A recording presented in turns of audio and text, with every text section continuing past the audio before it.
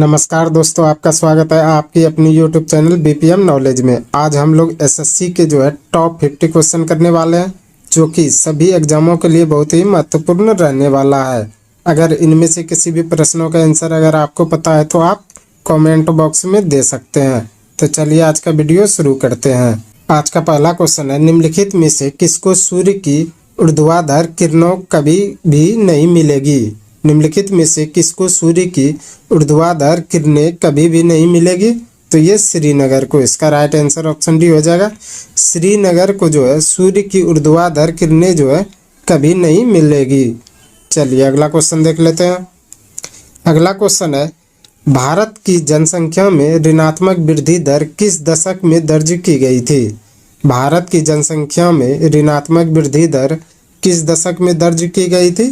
तो यह की गई थी 1911 और 21 में। इसका राइट आंसर ऑप्शन सी हो जाएगा। 1911 से 1921 के बीच में भारत की जनसंख्या में ऋणात्मक वृद्धि दर दर्ज की गई थी। चलिए अगला क्वेश्चन देख लेते हैं। अगला क्वेश्चन है, निम्नलिखित में से कौन सा संसाधन अजैव और नवीकरणीय है? निम्नलिखित में से कौन सा संसाधन अजैव और नवीकरणीय है? तो यह जल, इसका राइट आंसर ऑप्शन बी हो जाएगा। जल यह अजैव और नवीकरणीय संसाधन है। चलिए अगला क्वेश्चन देख लेते हैं। अगला क्वेश्चन है, निम्नलिखित में से कौन सा नगर राष्ट्रीय राजधानी क्षेत्र में नहीं आता है? निम्नलिखित में से कौन सा नगर राष्ट्रीय राजधानी क्षेत्र में नहीं आता है? तो ये मथुरा नहीं आता है। इसका राइट आंसर ऑप्शन डी हो जाएगा। मथुरा यह राष्ट्रीय राजधानी क्षेत्र में नहीं आता है। चलिए अगला क्वेश्चन देख लेते हैं। अगला क्वेश्चन है, भारत की किस नदी को वृद्ध गंगा कहा जाता है? भारत की किस नदी को वृद्ध गंगा कहा जाता है? तो ये गोदावरी नदी को, इसका राइट आंसर ऑप्शन बी हो जाएगा।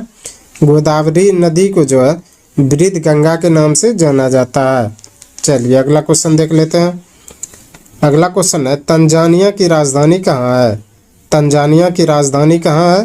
तो यह डोडोमा, इसका राइट आंसर ऑप्शन डी हो जाएगा। डोडोमा यह तंजानिया की राजधानी है। चलिए अगला क्वेश्चन देख लेते हैं। अगला क्वेश्चन है, अंडमान द्वीप समूह और निकोबार द्वीप समूह निम्नलिखित में से किसके द्वारा एक दूसरे से अलग किए गए हैं? अंडमान द्वीप समूह और निकोबार द्वीप समूह निम्नलिखित में से किसके द्वारा एक दूसरे से अलग किए गए हैं? तो यह 10 डिग्री चैनल के द्वारा। इसका राइट आंसर ऑप्शन ए हो जाएगा।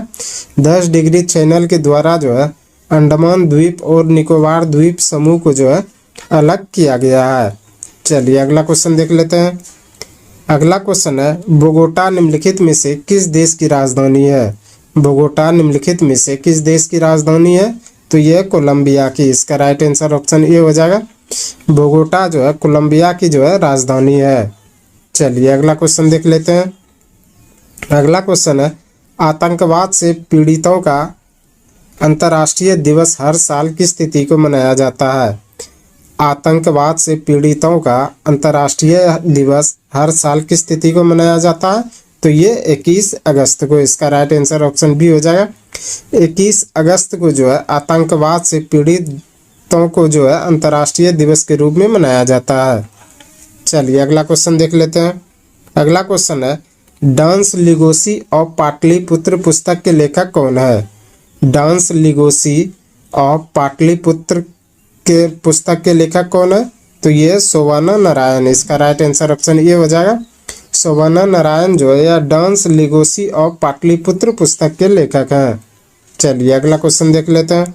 अगला क्वेश्चन है, पंचायती राज किस सूची में सम्मिलित किया गया है?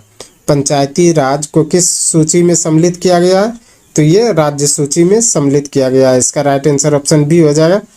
पंचायती राज्य को राज्य सूची में सम्मिलित किया गया है। चलिए अगला क्वेश्चन देख लेते हैं। अगला क्वेश्चन है, किसकी जन्म दिवस को राष्ट्रीय शिक्षा दिवस के रूप में मनाया जाता है? किसकी जन्म दिवस को राष्ट्रीय शिक्षा दिवस के रूप में मनाया जाता है? तो ये मनाया जाता है मौलाना अबुल कलाम आज़ाद के जन्म दिवस पर। इसका राइट आंसर ऑप्शन सी हो जाएगा। मौलाना अबुल कलाम आज़ाद के जन्म दिवस पर राष्ट्रीय शिक्षा दिवस मनाया जाता है। बात करें राष्ट्रीय शिक्षक दिवस के रूप में, तो वो डॉक्टर सर्वपल्ली राधाकृष्णन के जन्म दिवस पर। और यह राष्ट्रीय शिक्षा दिवस, दोनों अलग अलग है तो कंफ्यूज नहीं होइएगा, और जो है दोनों को याद कर लीजिएगा। शिक्षा दिवस जो है मौलाना अबुल कलाम आज़ाद पर, और शिक्षक दिवस जो है यह है डॉक्टर सर्वपल्ली राधाकृष्णन के जन्म दिवस पर। तो चलिए अगला क्वेश्चन देख लेते हैं। अगला क्वेश्चन है, पृथ्वी के वायुमंडल की कौन सी परत रेडियो तरंगों को पृथ्वी के पृष्ठ पर परावर्तित करती है? पृथ्वी के वायुमंडल की कौन सी परत रेडियो तरंगों को पृथ्वी के पृष्ठ पर परावर्तित करती है? तो ये करती है आयन मंडल। इसका राइट आंसर ऑप्शन ए हो जाएगा। आयन मंडल जो है पृथ्वी के वायुमंडल में जो है यह रेडियो तरंग को जो है पृथ्वी के पृष्ठ पर परावर्तित करती है। चलिए अगला क्वेश्चन देख लेते हैं। अगला क्वेश्चन है, विशिष्ट सापेक्षता सिद्धांत के अनुसार निम्नलिखित में से क्या सापेक्ष नहीं है? विशिष्ट सापेक्षता सिद्धांत के अनुसार निम्नलिखित में से क्या सापेक्ष नहीं है? तो यह प्रकाश का वेग। इसका राइट आंसर ऑप्शन बी हो जाएगा। प्रकाश का वेग जो है विशिष्ट सापेक्षता के सिद्धांत के अनुसार जो है यह सापेक्ष नहीं है। चलिए अगला क्वेश्चन देख लेते हैं। अगला क्वेश्चन है, गैस के गुब्बारों में हाइड्रोजन गैस की जगह हीलियम गैस का प्रयोग क्यों किया जाता है? गैस के गुब्बारों में हाइड्रोजन गैस की जगह हीलियम गैस का प्रयोग क्यों किया जाता है? क्योंकि यह अदाहा है। इसका राइट आंसर ऑप्शन सी हो जाएगा। क्योंकि यह जो है अदाहा है, इसी के कारण जो है गैस के गुब्बारों में जो है हाइड्रोजन के जगह जो है हीलियम गैस का प्रयोग किया जाता है। चलिए अगला क्वेश्चन देख लेते हैं। अगला क्वेश्चन है, निम्नलिखित में से किसका पूर्ण अपवर्तनांक 1 के निकटतम होता है? निम्नलिखित में से किसका पूर्ण अपवर्तनांक 1 के निकटतम होता है? तो ये वायु का। इसका राइट आंसर ऑप्शन सी हो जाएगा। वायु का अपवर्तनांक जो है 1 के जो है निकटतम होता है। चलिए अगला क्वेश्चन देख लेते हैं। अगला क्वेश्चन है, माणिक यानी कि रूबी और नीलम किसके ऑक्साइड हैं? माणिक यानी कि रूबी और नीलम जो है किसके ऑक्साइड है? तो यह है एल्यूमिनियम के। इसका राइट आंसर ऑप्शन डी हो जाएगा। एल्यूमिनियम का ऑक्साइड कौन कौन सा है? तो माणिक और नीलम। चलिए अगला क्वेश्चन देख लेते हैं। अगला क्वेश्चन है, एक फोटो सेल में प्रकाश ऊर्जा को किस में परिवर्तित किया जाता है? एक फोटो सेल में प्रकाश ऊर्जा को किस में परिवर्तित किया जाता है? तो यह किया जाता है विद्युत ऊर्जा में। इसका राइट आंसर ऑप्शन डी हो जाएगा। विद्युत ऊर्जा में जो है एक फोटो सेल में जो है प्रकाश ऊर्जा को जो है परिवर्तित किया जाता है। चलिए अगला क्वेश्चन देख लेते हैं। अगला क्वेश्चन है, यूस्टोकिलिनिका मानव शरीर के किस भाग में स्थित होती है? यूस्टोकिलिनिका जो है मानव शरीर के किस भाग में स्थित होती है? तो ये कान में। इसका राइट आंसर ऑप्शन बी हो जाएगा। कान में जो है यूस्टोकिलिनिका मानव के शरीर में जो है कान में स्थित होता है। चलिए अगला क्वेश्चन देख लेते हैं। अगला क्वेश्चन है, यदि मनुष्य की एक ही आंख होती तो क्या होता? यदि मनुष्य की एक ही आंख होती तो क्या होता? तो इसका राइट आंसर हो जाएगा बी और सी दोनों। इसका राइट आंसर ऑप्शन डी हो जाएगा। बी और सी दोनों, जिसमें कि दृश्य क्षेत्र कम हो जाता और त्रिविमीय प्रतिबिंब दिखाई नहीं देता, यानी कि 3 साइड जो है दिखाई नहीं देता और जो है दृष्टि क्षेत्र जो है कम हो जाता यदि मनुष्य का एक ही आंख होता तो। चलिए अगला क्वेश्चन देख लेते हैं।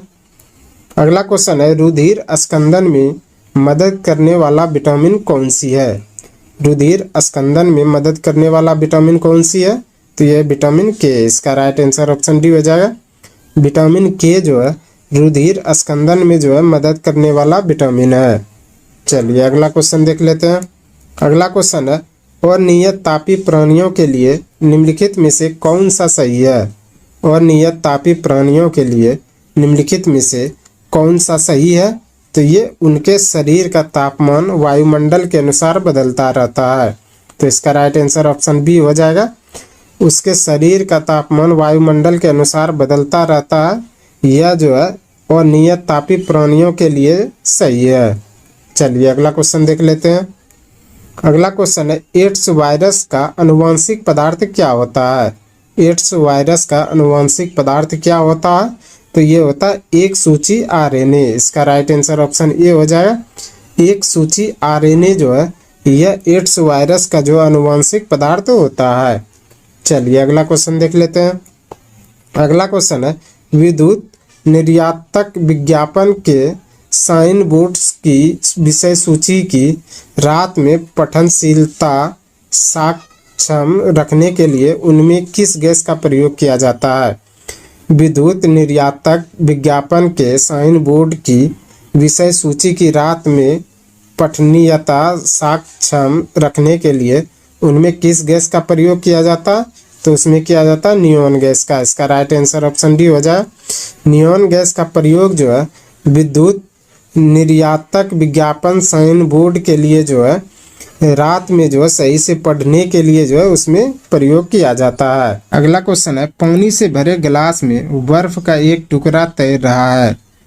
टुकड़े के पूरे पिघल जाने पर गिलास में पानी का तल क्या होगा? पानी से भरे गिलास में बर्फ का एक टुकड़ा तैर रहा है। टुकड़े के पूरा पिघल जाने पर गिलास में पानी का तल क्या होगा? तो ये और परिवर्तित रहता है। इसका राइट आंसर ऑप्शन बी हो जाएगा। और परिवर्तित रहेगा जब पानी से भरे गिलास में बर्फ का एक टुकड़ा तैर रहा है और टुकड़ा के पूरा पिघल जाने से जो है गिलास में पानी का तल जो है अपरिवर्तित रहेगा। अगला क्वेश्चन है, घना पक्षी अभ्यारण्य किस राज्य में है? घना पक्षी अभ्यारण्य किस राज्य में है? तो यह राजस्थान में। इसका राइट आंसर ऑप्शन बी हो जाएगा। राजस्थान में जो है घना पक्षी अभ्यारण्य स्थित है। चलिए अगला क्वेश्चन देख लेते हैं। अगला क्वेश्चन है, दल बदल विरोधी कानून कब पारित हुआ था? दल बदल विरोधी कानून कब पारित हुआ था? तो ये हुआ था 1985 ईस्वी में। इसका राइट आंसर ऑप्शन सी हो जाएगा। 1985 ईस्वी में जो है दल बदल विरोधी कानून पारित हुआ था। चलिए अगला क्वेश्चन देख लेते हैं। अगला क्वेश्चन है, उज्जैन किस नदी के किनारे है? उज्जैन किस नदी के किनारे है? तो ये शिप्रा नदी के किनारे। इसका राइट आंसर ऑप्शन सी हो जाएगा। उज्जैन जो है शिप्रा नदी के किनारे स्थित है। चलिए अगला क्वेश्चन देख लेते हैं। अगला क्वेश्चन है, कथकली किस राज्य का शास्त्रीय नृत्य है?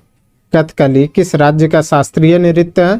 तो यह है केरल का। इसका राइट आंसर ऑप्शन ए हो जाएगा। केरल का जो है शास्त्रीय नृत्य कथकली है। चलिए अगला क्वेश्चन देख लेते हैं। अगला क्वेश्चन है, निम्नलिखित में से कौन दो राज्यों की राजधानी है? निम्नलिखित में से कौन दो राज्यों की राजधानी है? तो यह है चंडीगढ़। इसका राइट आंसर ऑप्शन ए हो जाएगा। चंडीगढ़ जो है यह दो राज्यों की राजधानी है, हरियाणा और पंजाब का। चलिए अगला क्वेश्चन देख लेते हैं। अगला क्वेश्चन है, मेगास्थनीज किसका राजदूत था? मेगास्थनीज किसका राजदूत था? तो यह था सेल्यूकस का। इसका राइट आंसर ऑप्शन ए हो जाएगा। मेगास्थनीज जो है सेल्यूकस का राजदूत था। चलिए अगला क्वेश्चन देख लेते हैं। अगला क्वेश्चन है, भारत की कुल समुद्री सीमा कितनी लंबी है? भारत की कुल समुद्री सीमा कितनी लंबी है? तो यह 7500 किलोमीटर। इसका राइट आंसर ऑप्शन बी हो जाएगा। 7500 किलोमीटर जो है भारत की कुल समुद्री सीमा है। चलिए अगला क्वेश्चन देख लेते हैं। अगला क्वेश्चन है, बुद्ध के बचपन का नाम क्या था? बुद्ध के बचपन का नाम क्या था? तो यह था सिद्धार्थ। इसका राइट आंसर ऑप्शन बी हो जाएगा। बुद्ध के बचपन का नाम जो है सिद्धार्थ था। चलिए अगला क्वेश्चन देख लेते हैं। अगला क्वेश्चन है, हिमालय की सबसे उत्तरी पर्वत श्रेणी को क्या कहते हैं? हिमालय की सबसे उत्तरी पर्वत श्रेणियों को क्या कहते हैं? तो ये कहते हैं हिमाद्री। इसका राइट आंसर ऑप्शन बी हो जाएगा। हिमाद्री जो है यह हिमालय की सबसे उत्तरी पर्वत श्रेणियों को कहा जाता है। चलिए अगला क्वेश्चन देख लेते हैं। अगला क्वेश्चन है, पृथ्वी का सबसे भीतरी परत क्या कहलाता है? पृथ्वी का सबसे भीतरी परत क्या कहलाता है? तो यह कहलाता है क्रोड। इसका राइट आंसर ऑप्शन बी हो जाएगा। क्रोड जो है यह पृथ्वी के सबसे भीतरी परत को कहा जाता है। चलिए अगला क्वेश्चन देख लेते हैं। अगला क्वेश्चन है, मदर ऑफ इंडियन रेवोल्यूशन किसे कहा जाता है? मदर ऑफ इंडियन रेवोल्यूशन किसे कहा जाता है? तो ये कहा जाता है मैडम कामा को। इसका राइट आंसर ऑप्शन सी हो जाएगा। मैडम कामा को जो है मदर ऑफ इंडियन रेवोल्यूशन कहा जाता है। चलिए अगला क्वेश्चन देख लेते हैं। अगला क्वेश्चन है क्षोभ मंडल की सघनता कब बढ़ जाती है? क्षोभ मंडल की सघनता कब बढ़ जाती है? तो ये बढ़ जाती है शीत ऋतु में। इसका राइट आंसर ऑप्शन सी हो जाएगा। शीत ऋतु में जो है क्षोभ मंडल की सघनता बढ़ जाती है। चलिए अगला क्वेश्चन देख लेते हैं। अगला क्वेश्चन है स्नाइकॉलॉक नामक पात्र विलियम शेक्सपियर की किस रचना का पात्र है? साइलॉक नामक पात्र विलियम शेक्सपियर की किस रचना का पात्र है? तो यह है मर्चेंट ऑफ वेनिस। इसका राइट आंसर ऑप्शन डी हो जाएगा। मर्चेंट ऑफ वेनिस जो है स्लाइलॉक नामक पात्र जो है विलियम शेक्सपियर की जो है रचना का पात्र है। चलिए अगला क्वेश्चन देख लेते हैं। अगला क्वेश्चन है विश्व में सर्वप्रथम किस देश ने हाइड्रोजन से चलने वाली पहली ट्रेन शुरू किया है? विश्व में सर्वप्रथम किस देश ने हाइड्रोजन से चलने वाली पहली ट्रेन शुरू किया? तो ये किया जर्मनी ने। इसका राइट आंसर ऑप्शन बी हो जाएगा। जर्मनी ने जो है विश्व में सर्वप्रथम हाइड्रोजन से चलने वाली पहली ट्रेन शुरू किया है। चलिए अगला क्वेश्चन देख लेते हैं। अगला क्वेश्चन है फोबोस किस ग्रह का निकटतम और सबसे बड़ा चंद्रमा है? फोबोस किस ग्रह का निकटतम और सबसे बड़ा चंद्रमा है? तो यह मंगल का। इसका राइट आंसर ऑप्शन ए हो जाएगा। मंगल ग्रह का जो है सबसे निकटतम और सबसे बड़ा चंद्रमा जो है फोबोस है। चलिए अगला क्वेश्चन देख लेते हैं। अगला क्वेश्चन है पारिस्थितिकी तंत्र में उच्चतम पोषण स्तर किसे प्राप्त होता है? पारिस्थितिकी तंत्र में उच्चतम पोषण स्तर किसे प्राप्त होता है? तो ये होता है अपघटक को। इसका राइट आंसर ऑप्शन सी हो जाएगा। अपघटक को जो है पारिस्थितिकी तंत्र में सबसे उच्चतम स्तर पोषण जो है प्राप्त होता है। चलिए अगला क्वेश्चन देख लेते हैं। अगला क्वेश्चन है घड़ी में स्थापित क्रिस्टल का कार्य किस पर आधारित है? घड़ी में स्थापित क्रिस्टल का कार्य किस पर आधारित है? तो यह दाब विद्युत प्रभाव पर। इसका राइट आंसर ऑप्शन बी हो जाएगा।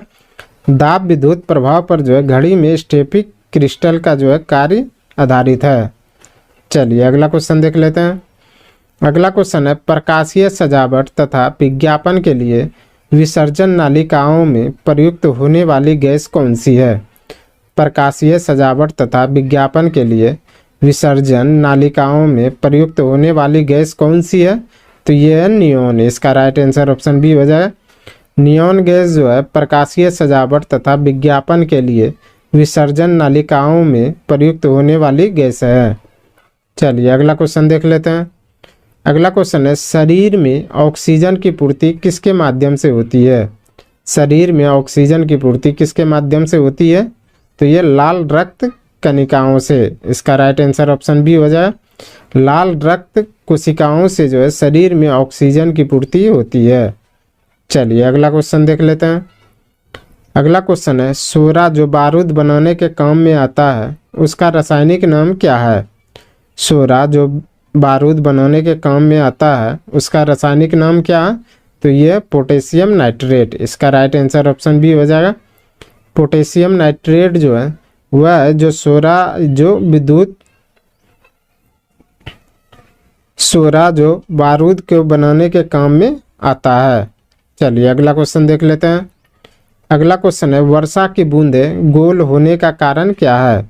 वर्षा की बूंदें गोल होने का कारण क्या है? तो यह जल का पृष्ठ तनाव। इसका राइट आंसर ऑप्शन सी हो जाएगा। जल का पृष्ठ तनाव के कारण जो है वर्षा की बूंद जो है गोलाकार होता है। चलिए अगला क्वेश्चन देख लेते हैं। अगला क्वेश्चन है किसी पिंड का वेग 2 गुना होने पर उसकी गतिज ऊर्जा क्या होगी? किसी पिंड का वेग 2 गुना होने पर उसकी गतिज ऊर्जा क्या होगी? तो वो 4 गुना हो जाएगी। इसका राइट आंसर ऑप्शन बी हो जाएगा। किसी पिंड का वेग 2 गुना होने पर उसकी गतिज ऊर्जा जो है 4 गुना हो जाती है। चलिए अगला क्वेश्चन देख लेते हैं। अगला क्वेश्चन है शराब के अत्यधिक उपभोग से किस अंग की क्षति होती है? शराब के अत्यधिक उपभोग से किस अंग की क्षति होती है? तो ये होती है यकृत की। इसका राइट आंसर ऑप्शन ए हो जाएगा। यकृत की क्षति जो है शराब के अत्यधिक उपभोग से जो है होती है। चलिए अगला क्वेश्चन देख लेते हैं। अगला क्वेश्चन है शैलों तथा खनिजों में सर्वाधिक मात्रा में पाए जाने वाला तत्व है। शैलों तथा खनिजों में सर्वाधिक मात्रा में पाए जाने वाला कौन सा तत्व है? तो ये कार्बन। इसका राइट आंसर ऑप्शन बी हो जाएगा। कार्बन जो है शैलों तथा खनिजों में सर्वाधिक मात्रा में पाए जाने वाला तत्व है। चलिए अगला क्वेश्चन देख लेते हैं। अगला क्वेश्चन है, दही का जमना कौन सी प्रतिक्रिया है? दही का जमना कौन सी प्रतिक्रिया है? तो यह रासायनिक प्रतिक्रिया है। इसका राइट आंसर ऑप्शन ए हो जाएगा। रासायनिक प्रतिक्रिया के कारण जो है दही जमता है। चलिए अगला क्वेश्चन देख लेते हैं। आज का अंतिम क्वेश्चन है, सोडियम सल्फेट और बेरियम क्लोराइड की अभिक्रिया में बनने वाला सफ़ेद अवक्षेप क्या होता है? सोडियम सल्फेट और बेरियम क्लोराइड की अभिक्रिया में बनने वाला सफ़ेद अवक्षेप क्या होता है? तो ये होता है बेरियम सल्फेट। इसका राइट आंसर ऑप्शन ए हो जाएगा। बेरियम सल्फेट जो है यह सोडियम सल्फेट और बेरियम क्लोराइड की अभिक्रिया से बनने वाला सफ़ेद अवक्षेप है। आज के लिए बस इतना ही। हमें उम्मीद है कि ये वीडियो आपको पसंद आया होगा। अगर पसंद आया तो प्लीज़ लाइक, कमेंट, शेयर और चैनल को सब्सक्राइब जरूर करें। धन्यवाद।